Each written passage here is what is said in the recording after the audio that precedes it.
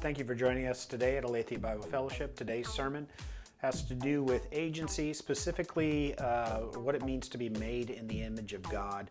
And we're going to focus on the weight of that, the responsibility of that, what it means for our relationship, our work, our vocation, what have you. Hopefully you find this helpful. If you have any questions or you need more information, you can find that at our website at abfpdx.org. And if you find this helpful, please make sure to like and subscribe and all that type of stuff that goes along with it. All right, so today I'm going to continue talking about the topic of agency, and we're going to take another look at what it means to be made in the image of God. The main focus last week was discussing what it means to be made in the image of God, and we also discussed the fact that we have an intrinsic value that is given to us because we are made in the image of God. We have value in creation above the rest of creation because we are made in the image and likeness of God, and there is an intrinsic value that is not changed by any factors such as our social circles, our skin color, our sex, our nationality, or any other thing that humanity would seek to divide itself by. We are not less or more valuable because of who we know or of our position within society. We have an intrinsic value that is set by the Creator alone. So our actions matter, our words matter, how we interact with one another, all of these things matter. There is no small input. And today we're going to continue to talk about what it means to be made in the image of God. But we're going to look about the weight or responsibility that is inherent because we are made in God's image. It's not too heavy. We can bear this. God made us capable of doing so with His providence, but we'll take a look at this. So today's title is Woe. That's heavy. So we'll take opportunity then to begin, just as we did last sermon, in the beginning, looking at Genesis 1. And today we're going to revisit Genesis 1, starting in verse 26 through 31. And we'll be looking at various other passages as we go along today. So starting in verse 26 of Genesis chapter 1. Then God said, "Let us make human beings in our image to be like us. They will reign over the fish in the sea, the birds in the sky, the livestock, all the wild animals on the earth, and the small animals that scurry along the ground." So God created human beings in His own image. In the image of God He created them. Male and female He created them. Then God blessed them and said, "Be fruitful and multiply and fill the earth and govern it. Reign over the fish in the sea, the birds in the sky, and all the animals that scurry along the ground." And then God said, "Look, I have given you every seed-bearing plant throughout the earth, and all the fruit trees for your food. And I've given every green plant as food for the wild animals, the birds in the sky, and the small animals that scurry along the ground, everything that has life." And that is what happened. Then God looked over what He had made, and He saw that it was very good. And the evening passed and morning came, marking the sixth day. So the words here that are used to describe how God made man are the Hebrew words Selem, which is image, likeness, or copy, and Demut, which is pattern, likeness, or shape. These words are essentially synonymous terms. That means they kind of mean the same thing. Okay? An example that can help frame your discussion today would be to think about not being able to see the original of something. You're not able to observe the original of something, but you can see a copy of it instead. You can see the reflection of it instead. And from that copy, from that reflection, you are able to infer certain things about the original, though you cannot see the original. Now, you're not necessarily able to get everything. You're not able to observe the whole. You're not able to see exhaustively the original. But you can know the original because you can see the copy. You can see the reflection. It can give you substantive information about the original, even though it cannot give you complete information. I want you to, as further example, I want you to think about as you're driving along in your car and you look out the passenger window and you see your side view mirror. What does it say along the bottom of the side view mirror? Objects in the mirror are closer than they appear. So you can look in the mirror and you can see the original. But you are not given all of the information about the original in there.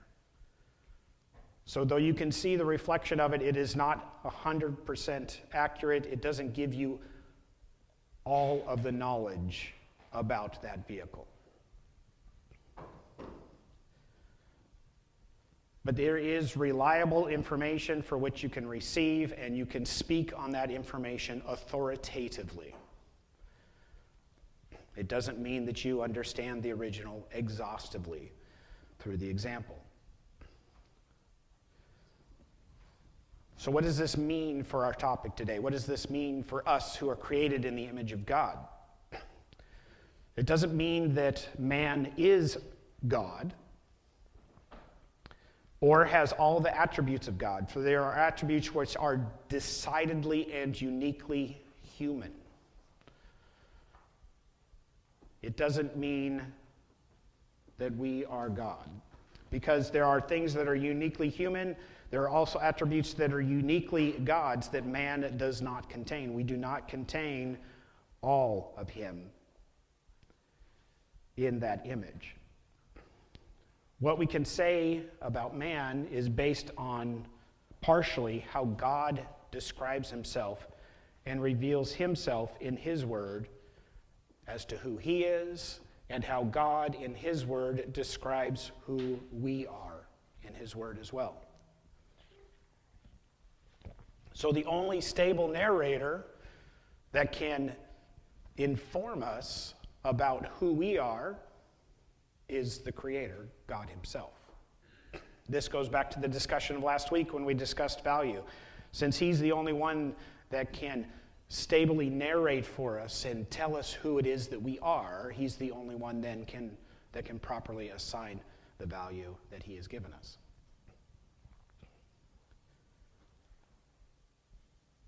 So man, based on God's description in his word, is a personal, primarily spiritual being with a moral responsibility. So we're a personal, primarily spiritual being with a moral responsibility. And I know that may seem weird to think about the fact that as we stand here and you can see me and I have physicality, if I come up to you, I can give you a hug. By the way, I'm open to that. You want a hug, just let me know. But I'm a primarily spiritual being. This doesn't mean that the flesh or the creation that I'm made out of is less substantial. It's just not the primary drive, even though it is what we see in front of us on a regular basis. We are not merely flesh. We also see in the text this morning that there's a relationship that is created from the get-go.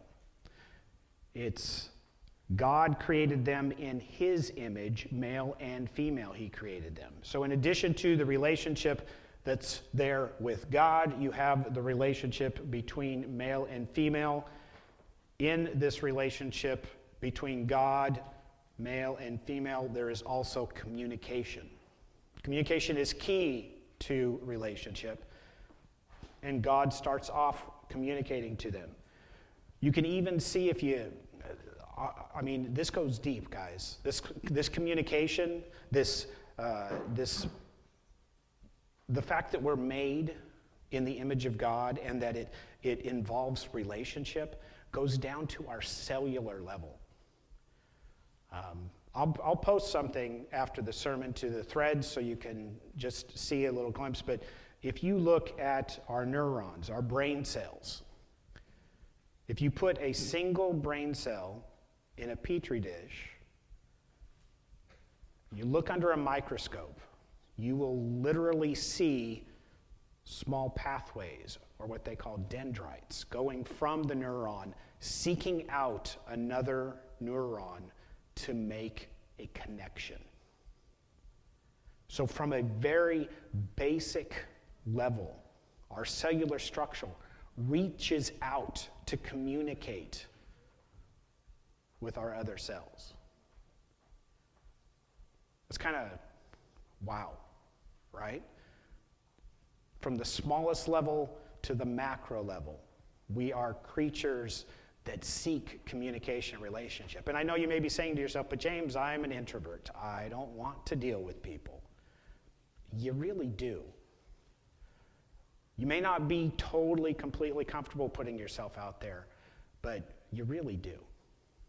There has been tons of scientific evidence that points to the fact that we, as human beings, from the time we are born, need intimate connection and relationship with one another. That it literally affects how it is that we grow, how we frame our mindsets. There's a reason that people that are isolated from a society tend to go what we would call mad. It's because we are intrinsically made to be in relationship with one another. So starting from our building blocks, our cells, we can reasonably state that man is created in relationship. Because he is created in relationship, he consequently communicates both in relation to each other and in relation to God. So man is in relationship, and because he's in relationship, communicates between himself and also communicates with God. We also see in the creation that God makes humans in his image. There's instruction included, or direction that's included immediately after. It is provided and even tied to their creation. So we can reasonably state that man is created, and because he was created, he consequently has dominion and drive. We were given immediately tasks, right? To have dominion, to reign over the fish, the birds, the small animals that scurry. And as a professional lazy person, I can tell you this, we were made to work.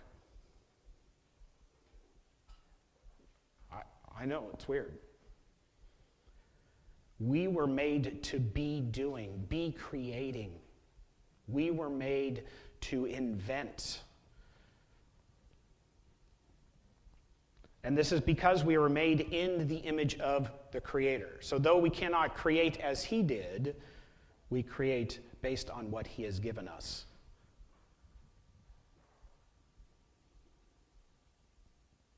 So that direction is given immediately upon creation.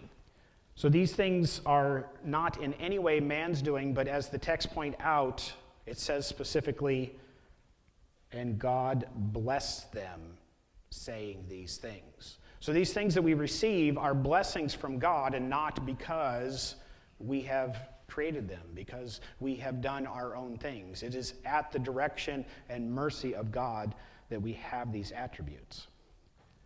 We see that man resembles his Creator, and as we look at our text in Genesis 1, we know that man resembles his Creator well. Because what does God say in 1:31?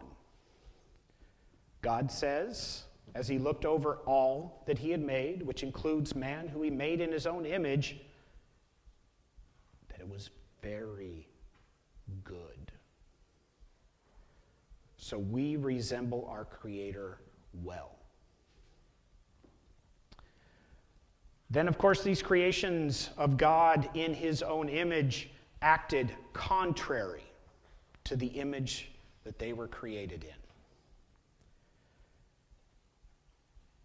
We talked about this a little bit last sermon as well regarding the reflection of God's image and the idea of how it has been marred by the fall.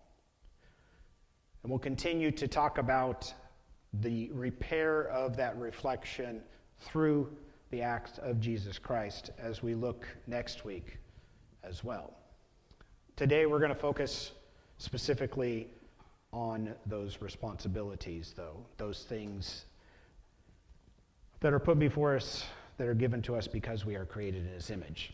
So while the fall does affect the image, because it affects our reflection, it doesn't invalidate the blessing that God has bestowed upon us. We know that the fall did not invalidate because, if you continue on, you can even look in Genesis 9, verse 1 through 7. This is after the flood. God says to Noah, God blessed Noah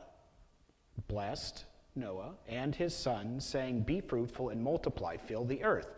All the animals of the earth, all the birds of the sky, all the small animals that scurry along the ground, and all the fish of the sea will look on you with fear and terror, and I have placed them in your power.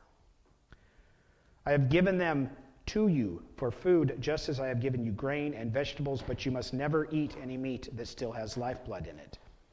And I will require the blood of anyone who takes another person's life. If a wild animal kills a person, it must die, and anyone who murders a fellow human must die. And if anyone takes a human life, that person's life will be taken by human hands. For God made human beings in his image. Now be fruitful and multiply and repopulate the earth." So we see here, even after the fall, that we have this familiar sounding blessing. This parallels God's discussion with humanity in Genesis 1 immediately upon his creation of man. And after the fall, we see that there are still attributes that are consistent in how we have been created. And these attributes remain consistent, not due to us or our efforts, only because of God's blessing and his infinite nature. So it is not of our own works that these things take place.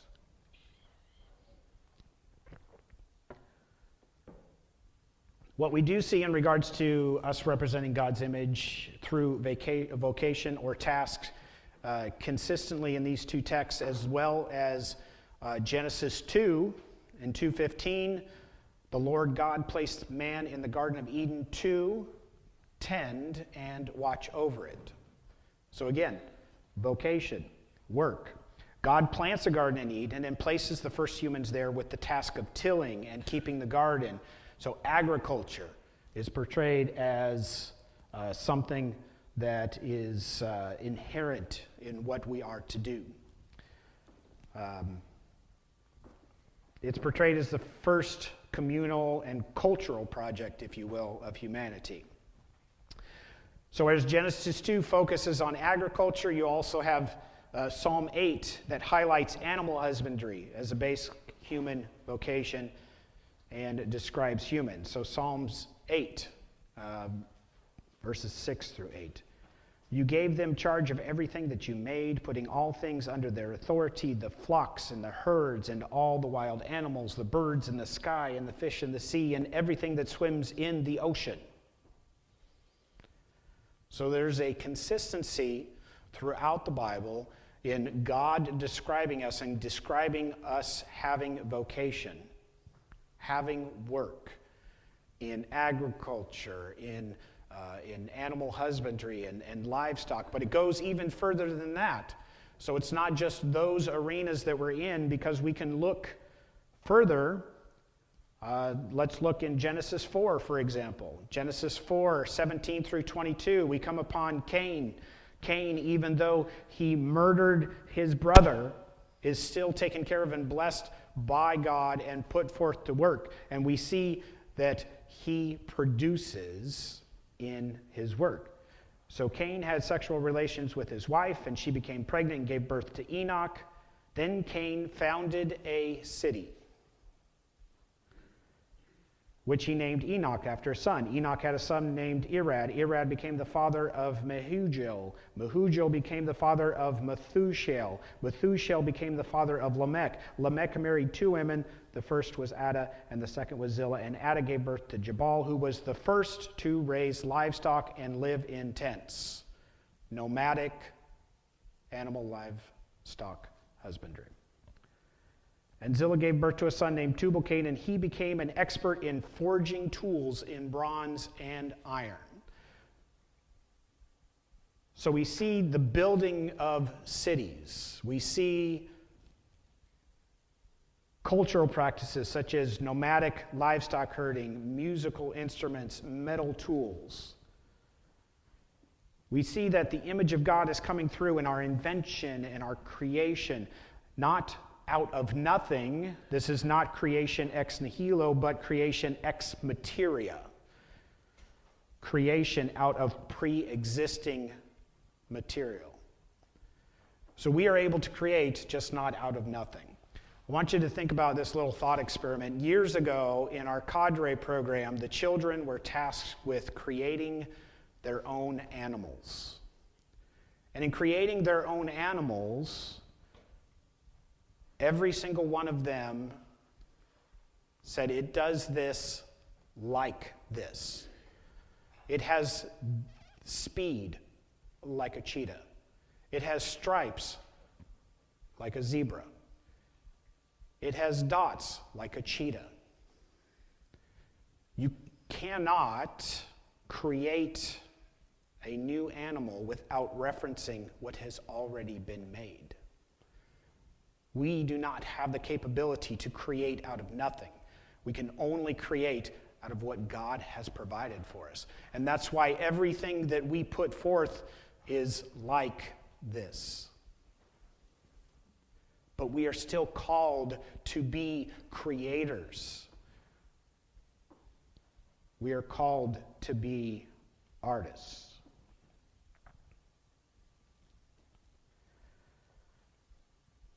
All human developments flow from being made in the image of God. It's a huge responsibility to be in charge of creation.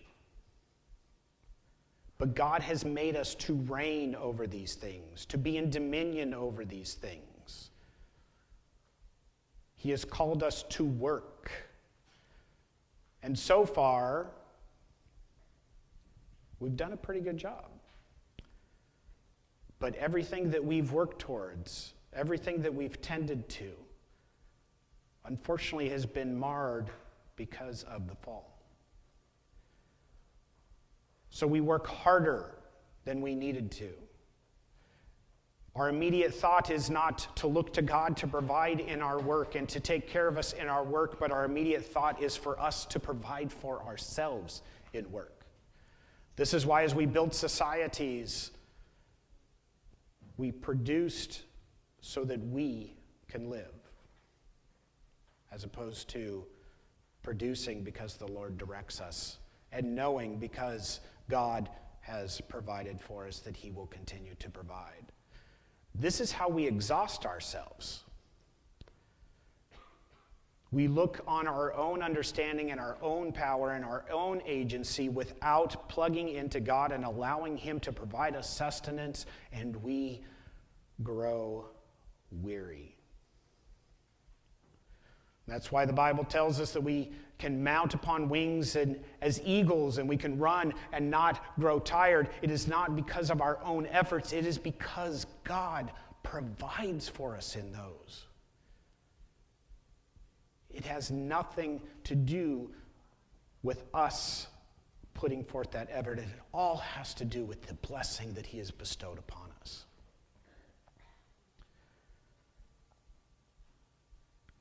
There are implications for our environmental stewardship, attending to the social structures that we develop, including our governments, our economic systems, technological innovation, forms of communication, urban and suburban landscapes that we live in and work.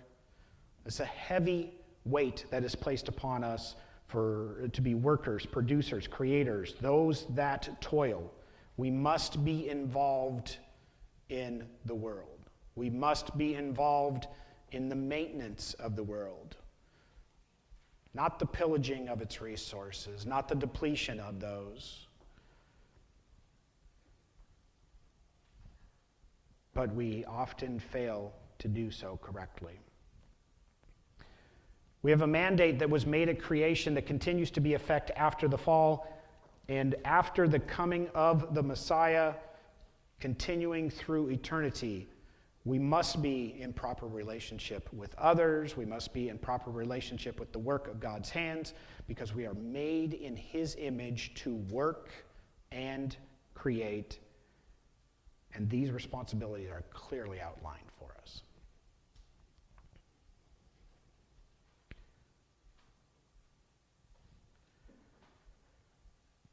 Now, as I tell you all of that, and as I talk about the work that we have, I have to also caution you in that. Remember how I said that often we exhaust ourselves because we work at our own hand? Well, we also take what God has given us sometimes and we elevate it in an unhealthy or incorrect manner. And we become to focus on ourselves instead of God, who has given us these things.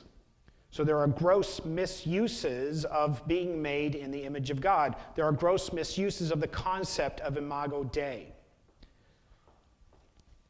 Thinking and declaring ourselves to be godlike, to be little gods, elevating ourselves to greatness or undue significance. This is a misuse of that. And unfortunately, there are those that would proclaim themselves to be Christian that would make those claims, that we are little gods,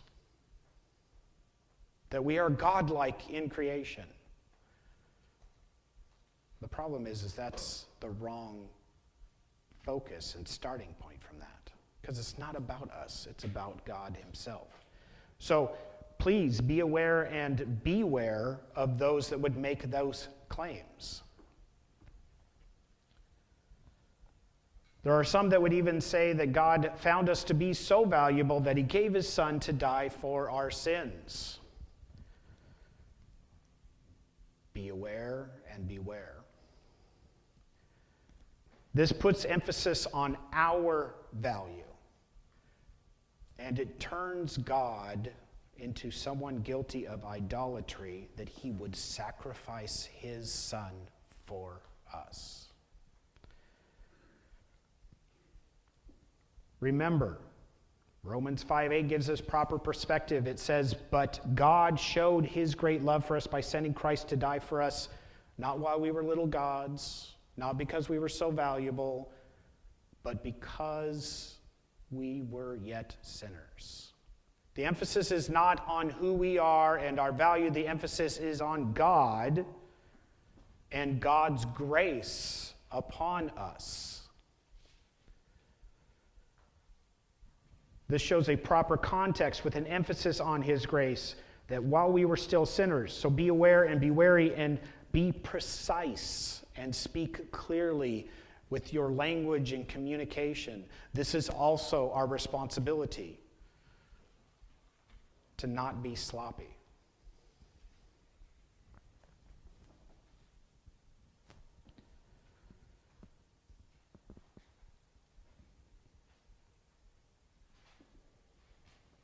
We must be careful in how we see our value and worth. It cannot be a statement or declaration of our self-greatness. It must be within the context that our value, our substantiveness, our deservance is based on God and his blessing to us and our receiving it from him, And it must be couched within that appropriate context. Do not self-elevate yourself. Self-elevate yourself. I'm pretty sure that's how I would say that, because I did.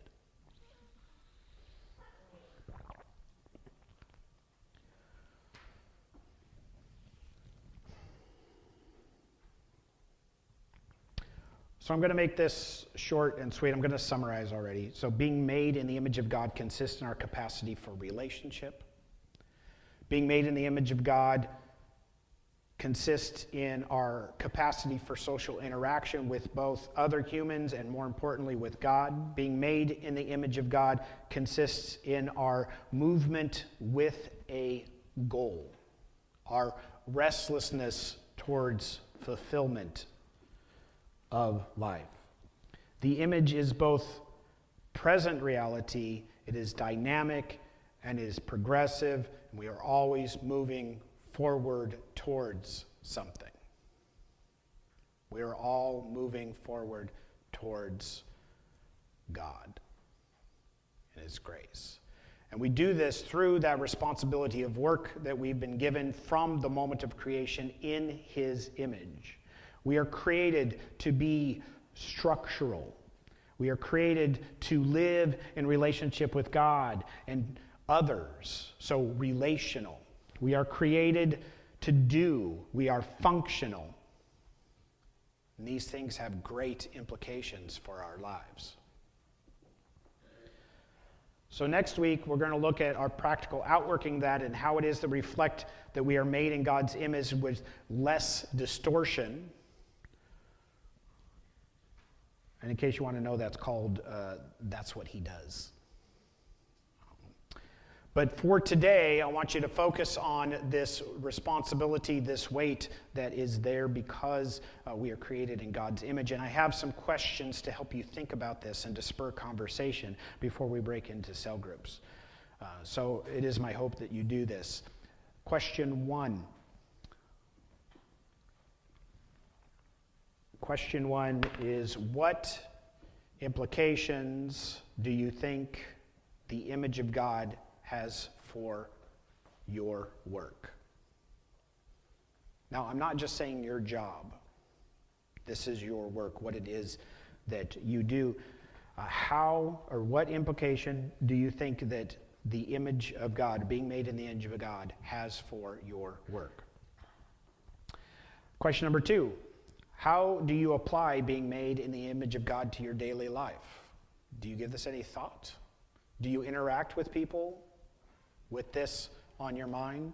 The fact that not only you, but also them, you are made in the image of God. How do you apply that? How do you apply being made in the image of God in your daily life? And the third question for you, where do you see a need to apply the responsibility of being made in His image?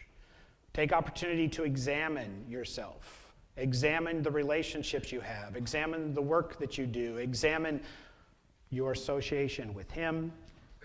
And ask yourself, where do you see a need to apply the responsibility of being made in His image?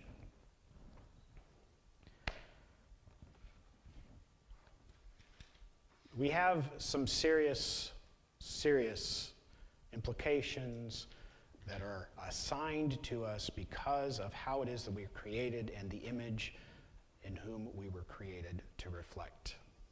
How is it then that we are going to apply that? Take opportunity now to go and discuss that. Go with God.